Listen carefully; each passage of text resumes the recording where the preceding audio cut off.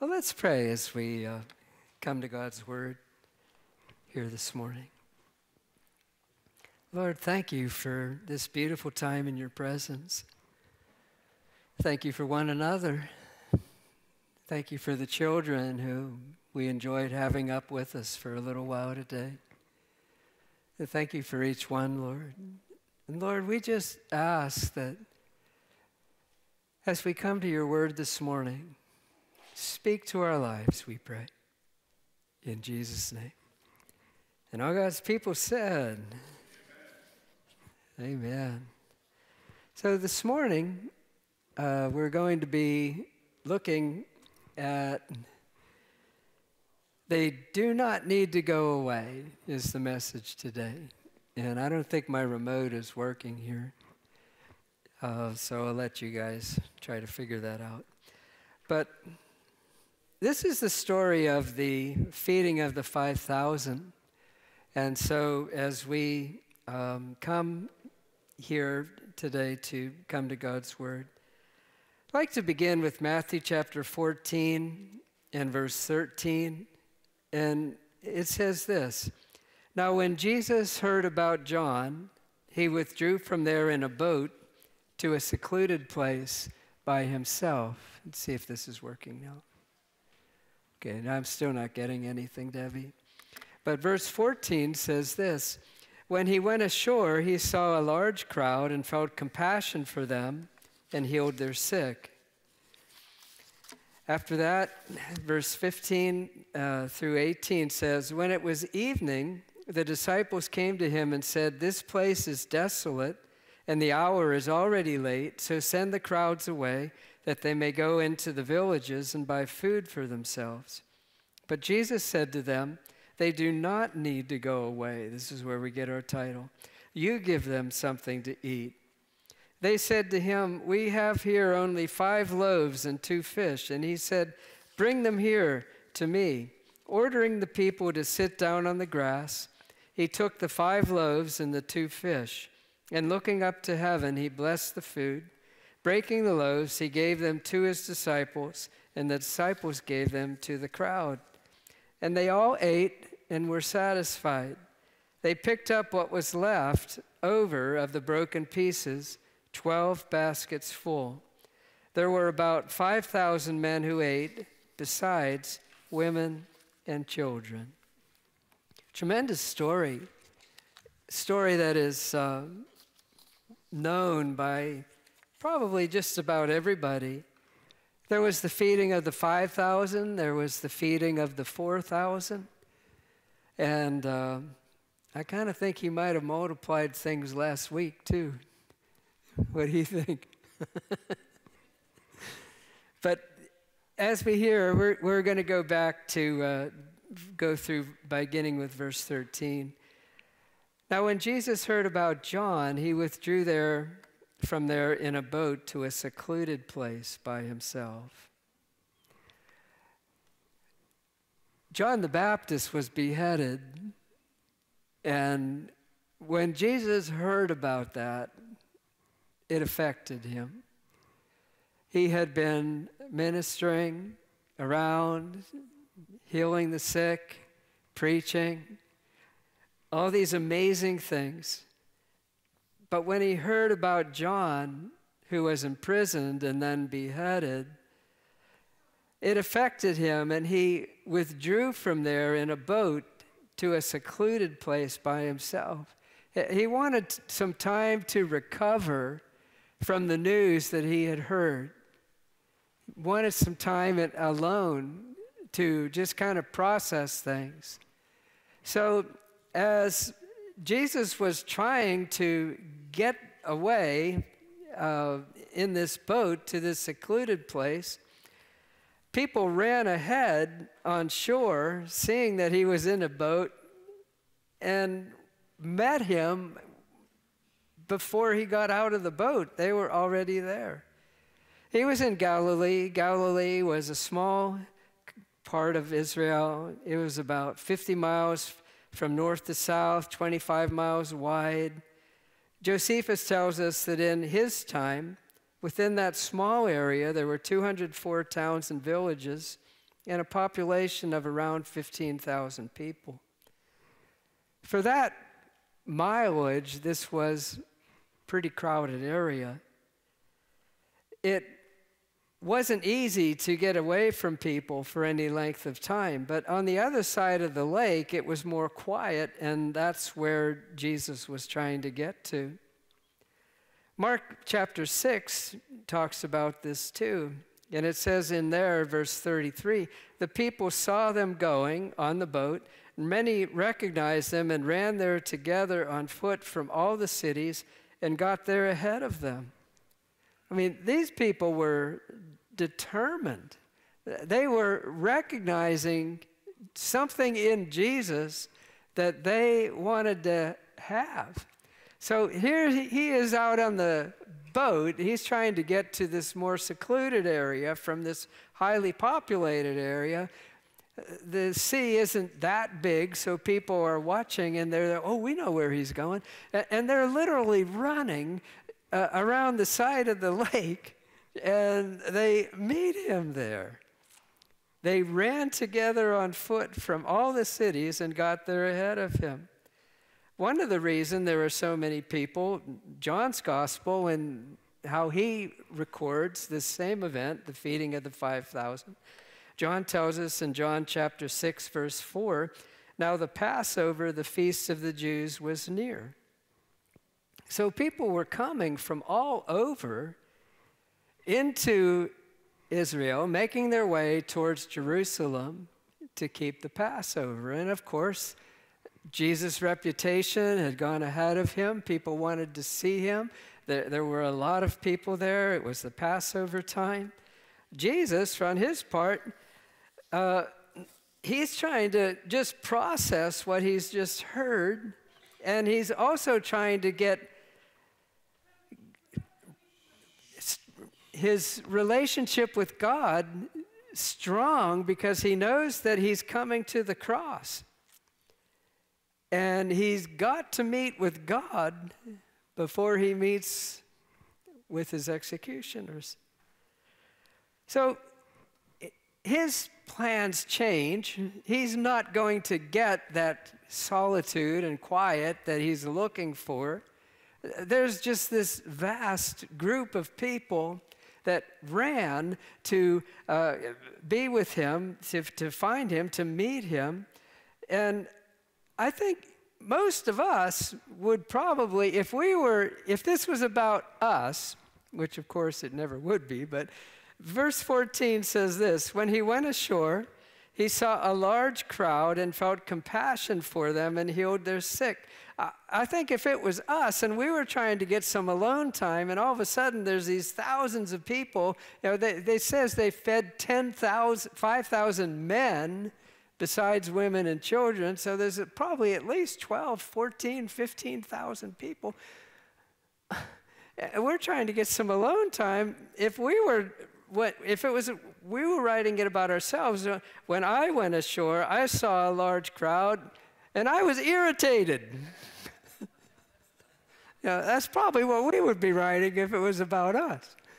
I was like, man, give me a break. I'm trying. My cousin's just been beheaded, and I want some time alone. But he's not going to get that time. But for Jesus, he felt compassion for them, and he healed their sick. Compassion is demonstrating mercy and concern by acts of kindness.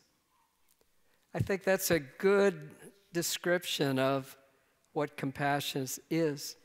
Demonstrating mercy and concern by acts of kindness. This story tells us about the compassion of Jesus. This is a wonderful thing. He had come to get away from everyone, to find peace and quiet and be alone. But instead, he found a vast crowd eagerly demanding what he could give. He could have easily resented them if he was us. What right do they have to invade my privacy? But he wasn't like that. He felt compassion for them and healed their sick. There's a few other stories in the New Testament that everybody knows that uses that word compassion. One is the Good Samaritan. In Luke chapter 10:33, but a Samaritan who was on a journey came upon him, and when he saw him, he felt compassion. He came across somebody who'd been beaten up and robbed and left a mess. He was injured and hurt. And the religious folks walked by on the other side of the road. They didn't want anything to do with him. They were not going to demonstrate mercy and concern by acts of kindness. But a Samaritan, someone who had no responsibility to do anything at all, someone who had no reason to help. There was enmity between the Jews and the Samaritans. He had no reason to involve himself. He had compassion on him. He picked him up, washed him off, took him to the inn, told the innkeeper, "This is on me, I'm paying for this, get the guy good." That's a story about compassion.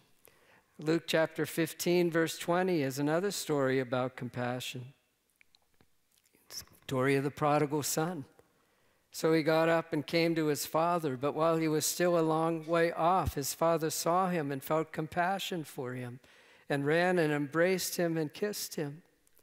He demonstrated mercy and concern by acts of kindness. He didn't give that son what the son deserved. He gave the son what was in his father's heart as a father to give, which was love and restoration. That's what he gave him. Jesus said in Luke 6:35, "Love your enemies, do good and lend, expecting nothing in return, and your reward will be great. And you will be sons of the Most High, for he himself is kind to ungrateful and evil men." Boy, that's really hard to do, to be kind and compassionate to evil and ungrateful people. But when we do that, when we love our enemies, when we do good and lend, expecting nothing in return, in other words, when the things we do aren't for an ulterior motive, we're not doing them because of what we're going to get out of it. We're doing them because it's the right thing to do, because we want to be sons of the Father in heaven. He says, then you will be sons of the Most High, for he himself is kind to ungrateful and evil men. Jesus, another scripture where he felt compassion, Matthew 9:36-38, seeing the people, he felt compassion for them because they were distressed and dispirited like sheep without a shepherd. Boy, doesn't that describe the generation we live in? People are distressed. It means harassed in their thinking. People's thinking is agitated. They're harassed, agitated. They're dispirited. That means literally thrown around helplessly, dispirited. They're not in control of their lives, and they're not in control of their circumstances. They're dispirited. They want to be in control, and they're not. It's out of their control. They're harassed in their thinking. Things are seemingly out of their control. Jesus saw those people, felt compassion for them because they were dispirited, distressed and dispirited. So he said to his disciples, verse 37, "The harvest is plentiful, but the workers are few. Therefore beseech the Lord of the harvest to send out his workers into his harvest." This is a really interesting verse to me, because I do believe that there are 5 offices in the ministry. There are apostles, there are prophets, there are evangelists, there are pastors, there are teachers. And when you think about the lost, you usually think of sending an evangelist, which often happens. But what he's saying here is, there's another way. He wants to send shepherds into the midst of the lost. Not only evangelists, but shepherds. He wants to put a shepherd in the midst. They were distressed and dispirited like sheep without a shepherd. He wants to put shepherds, not just evangelists, course, evangelists. Of course he wants to. But in this particular passage, he's saying they don't have a shepherd. Pray the Lord of the harvest that he sends forth laborers into that harvest. The harvest is plentiful. The workers are few. So, in the story of the feeding of the 4,000, which is in Matthew 15, verse 32, Jesus called his disciples to him and said, I feel compassion for the people because they have remained with me now 3 days and have nothing to eat. So again, he felt compassion for them. And I think that this generation is like sheep without a shepherd. And to make it worse, this generation is sort of characterized by sheep who don't want a shepherd. They are not remotely interested in many people until they come to the end of themselves. They don't even care what God thinks or says. They just want to do what they want to do. They're lost, they're harassed, they're distressed, they're angry, they're bitter. They want to take it out on somebody. You know, if they only knew how good Jesus is and what a relief it is to turn your life over to him. You know, so he not only sends evangelists, he sends shepherds out who can guide. And here's where pasture is. If you come this way, you're going to find pasture. And of course, that pasture is God's word. But we have some angry sheep in this generation.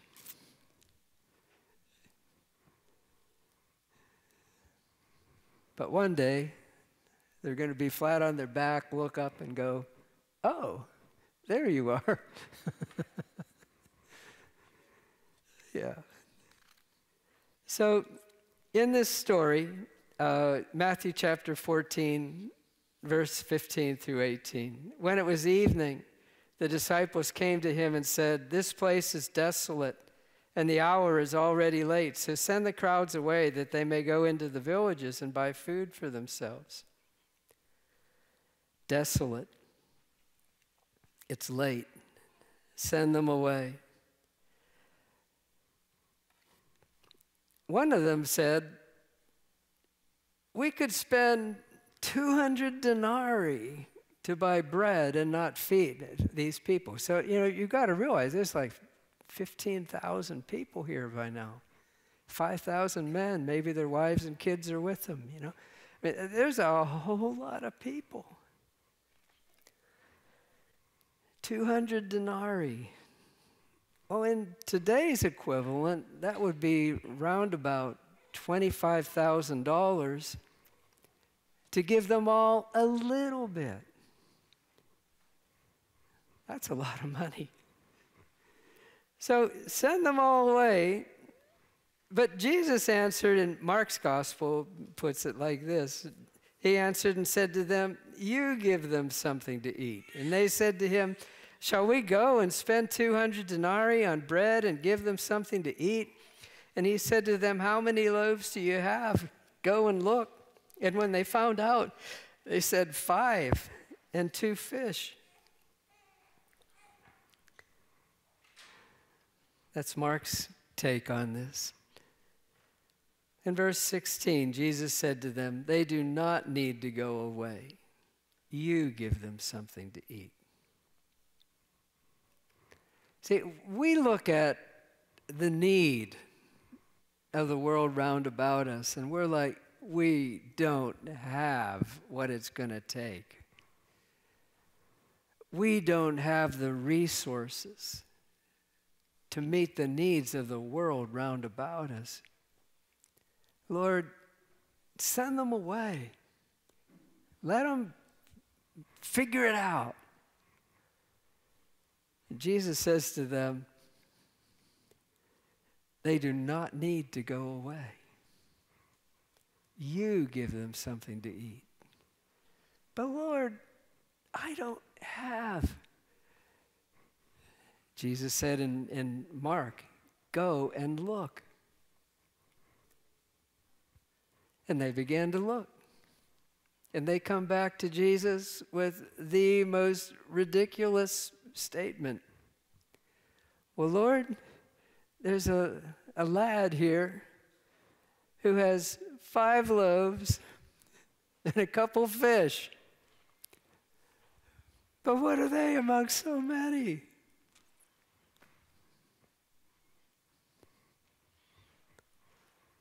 It's amazing what God can do with our little.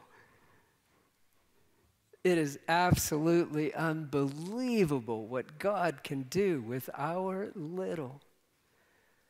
Oh God, raise up a billionaire. God says, no, you be faithful. But I have so little. I'm going to take it. I'm going to bless it. I'm going to break it. And I'm going to do something with it that you would never even imagine. So the disciples' solution to the problem was go and buy. Jesus' solution was go and look. And I think that's really good. Not enough can become more than enough when 2 things happen. Rather than dismissing the little that we seem to have, we place it in his hands. Lord, this is all I have. I place it in your hands.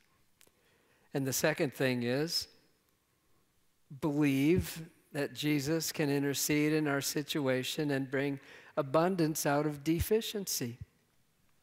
Put him first and see what he can do. He can demonstrate the supernatural in the midst of your natural problem. So, as a congregation, we look at the world round about us and we think, boy, we just don't have a lot.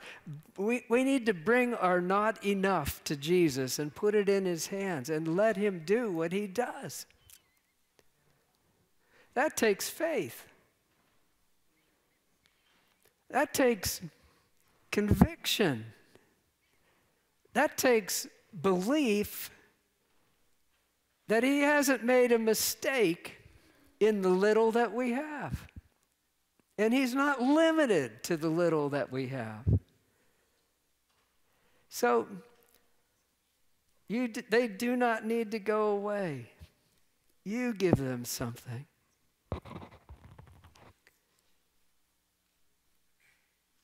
If the world round about us would ever really surrender their lives to him, they don't need to go away and look for anything else. They don't need to look for something else that's going to fulfill them. They don't need to look for something else to fill the void that's in their heart. They don't need to go away.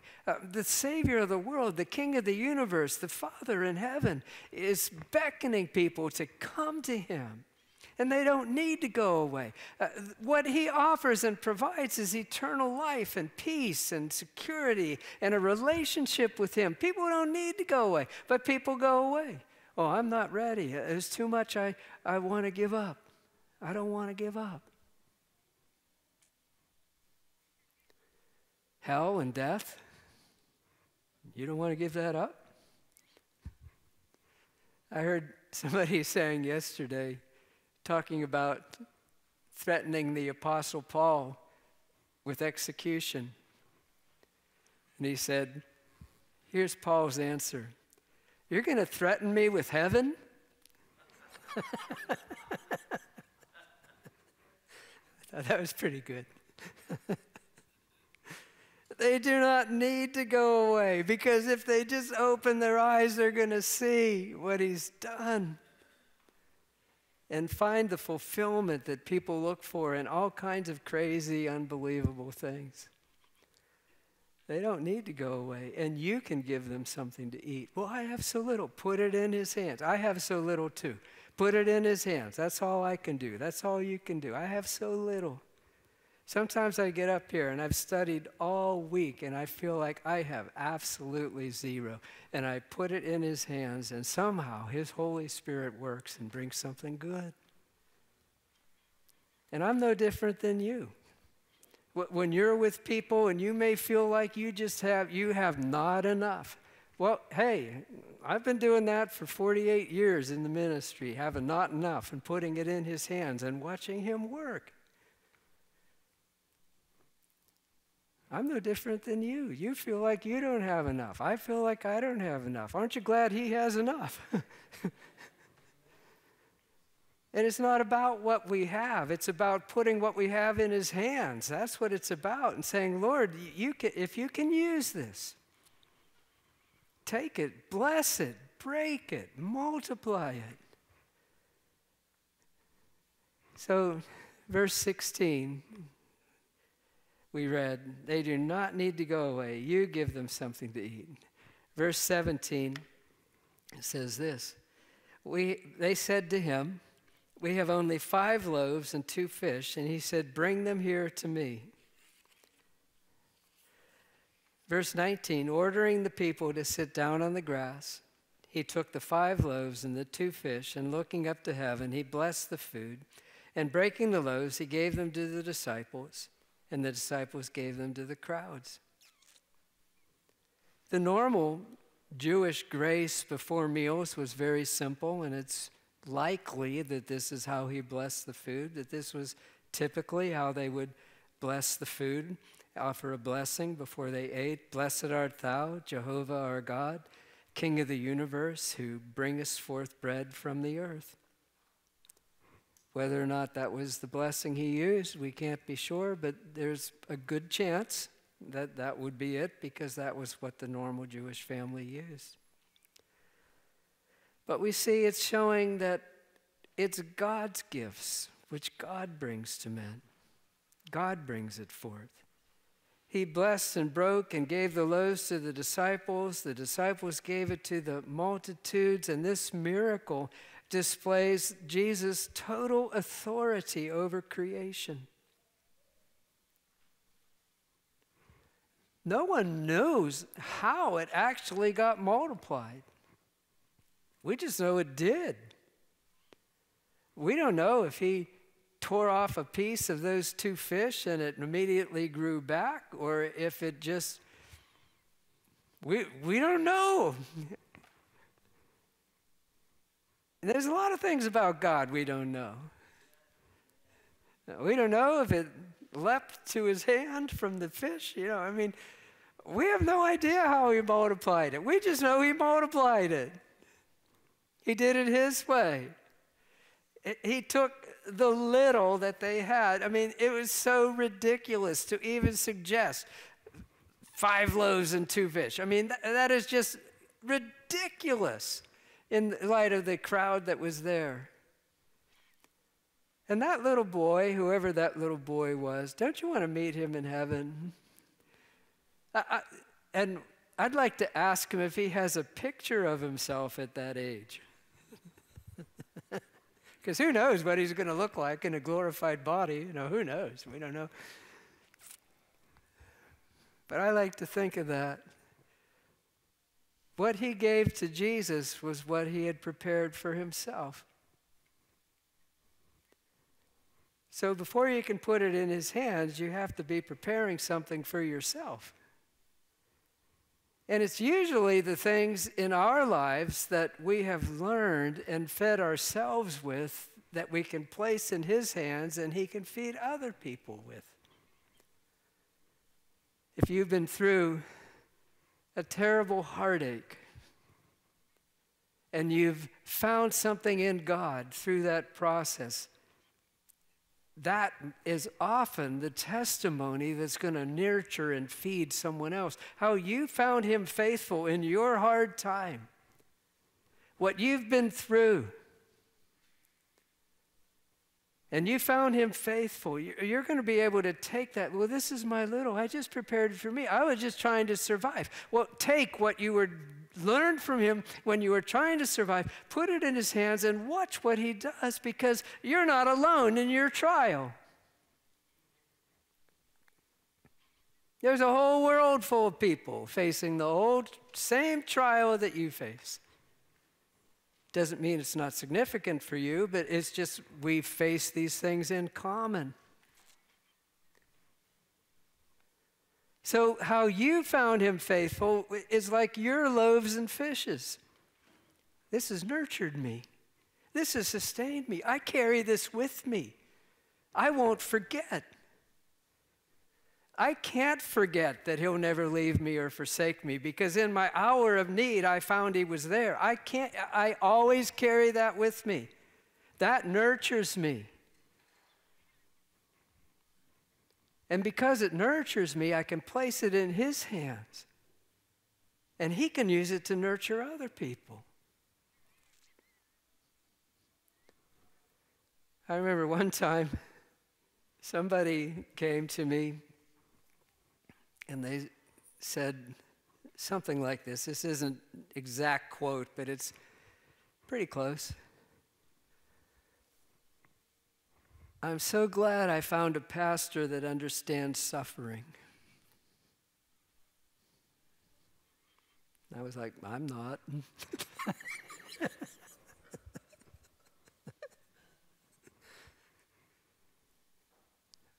But what you find in your suffering in him, there's a whole world of people who are suffering. And they don't know what to do, so they're drugging and, they just don't know what to do, and they go the wrong way. They're like sheep without a shepherd. And you just tell people, this is what I found in him. This is my little loaves and fishes. This is what nourishes me. Here's the scripture. God causes all things to work together for good for those who love him and are called according to his purpose. That nurtures me. That nurtured me through my most difficult times. It still nurtures me today. I put that in his hands. And he can use that to bless and feed and nourish other people. They don't have to go away. You've got something. Are you going to have the courage to say it? Are you going to have the courage to put it in his hands? Say, Lord, I'm going to share because, hey, why not?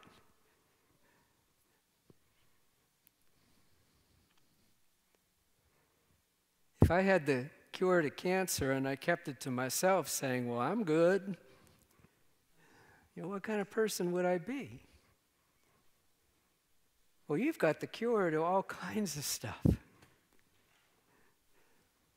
You got to put it in his hand, the things that have nurtured you, and let him bless it and break it. So he took the 5 loaves and the 2 fish. He blessed the food. Breaking the loaves, he gave them to the disciples. The disciples gave them to the crowd. You're the disciples that he uses to give them to the crowd.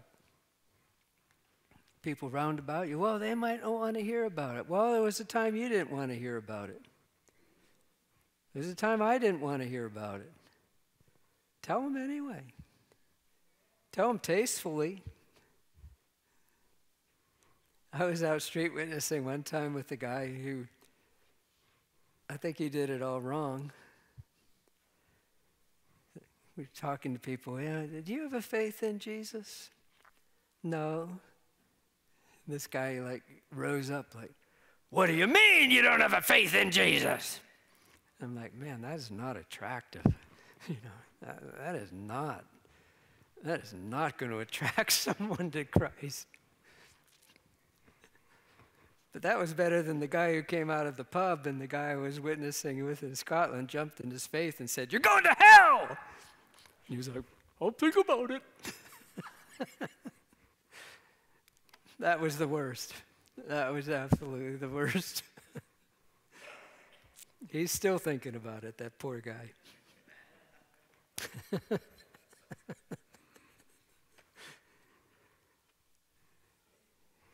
Jesus took what was placed in his hands. He blessed it and he broke it. He placed it in his disciples' hands and he said, go feed them. They don't have to go away. The people that you are in contact with, they don't have to look anywhere else besides him. Feed them. They may be like sheep without a shepherd. They may not want to hear, but tell them anyway. Tell them tastefully. Tell them in a way that's attractive to people, not fighting people. Tell them. Place your little, the things that have nourished you through your hard times, place them in his hands. He has a way of blessing and multiplying, and he's God. You know, things had been multiplied by division.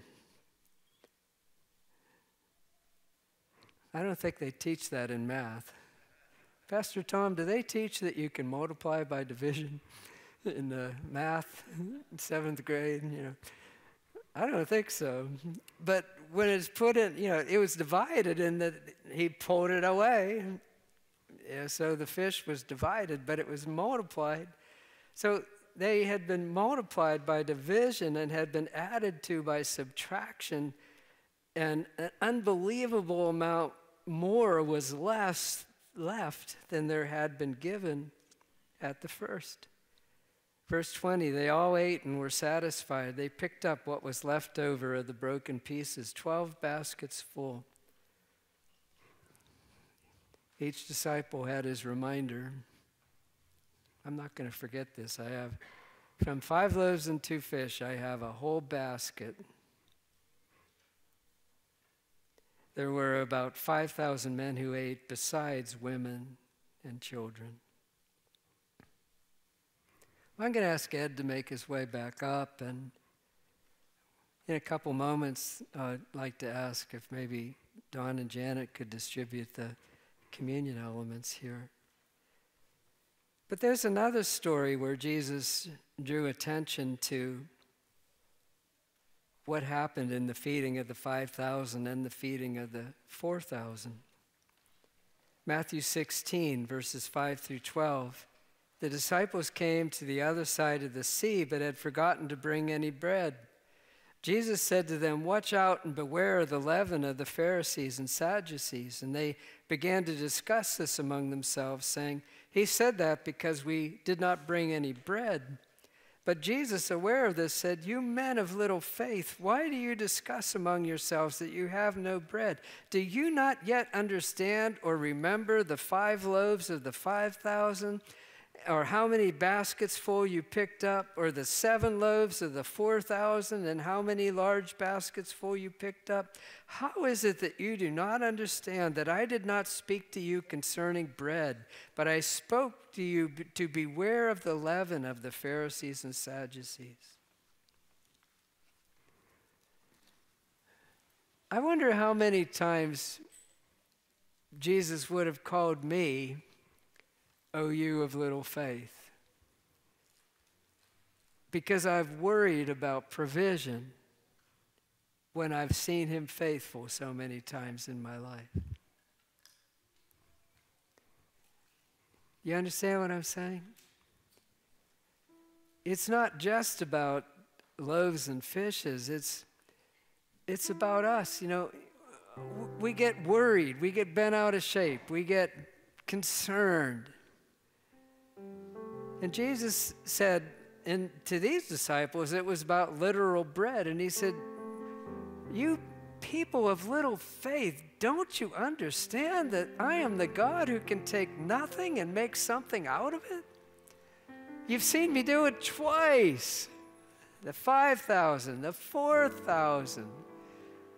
How can you be concerned about bread?" And yet so often we are. Now we got to get our eyes on him.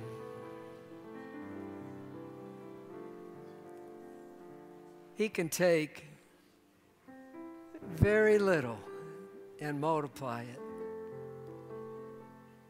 And he's always with us.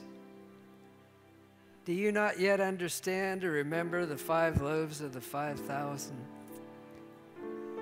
You know, sometimes I look at the financial challenges of just running a church, and I'm like, I don't know. And then, haven't we seen him do it time and time again? Haven't we seen him provide? Haven't we seen him come through?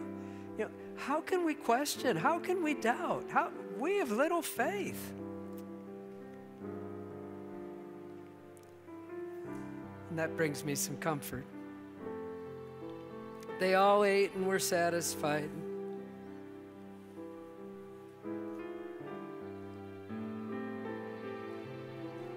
Let's pray together. Lord, I just want to thank you this morning for all of your goodness.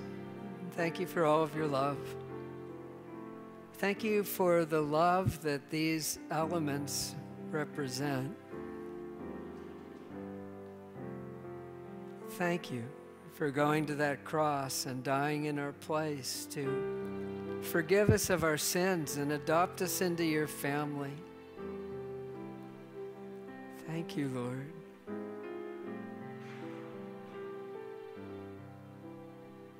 Lord, we place, pray this with me if God's been speaking to your heart. Lord, I place my little in your hands. Hands that fashioned the universe. I place my little in your hands. And I ask you, Lord, to take the things that have nourished me, bless them and break them. Distribute them. Help me to distribute them in a way that people will be satisfied and they won't need to go away. Thank you, Father, in Jesus' name.